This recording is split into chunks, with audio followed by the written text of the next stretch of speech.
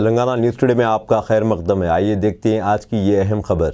चेवड़ला के बीआरएस उम्मीदवार लोकसभा इलेक्शन की कैंपेनिंग के सिलसिले में चेवड़ला में एक मीटिंग का इनेकाद किया, जिसमें सुलेमान नगर डिवीजन प्रेसिडेंट मोहम्मद गौस ने सुलेमान नगर से रैली निकाली, जिसमें इनके हमरा 1500 वर्कर्स इस मीटिंग में शिरकत के लिए चेवड़ला रवाना हुए। आइए देखते हैं हमारे नुमाइंदे सैयद जाकिर की ये रिपोर्ट।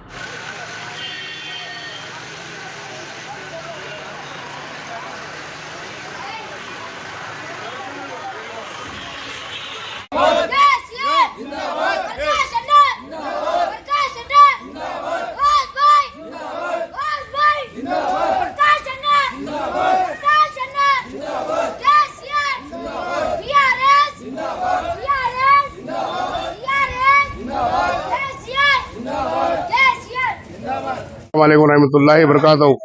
आज पहली मीटिंग हो रही है। आज चेवड़ा के अंदर हमारे केसीआर साहब की मीटिंग हो रही।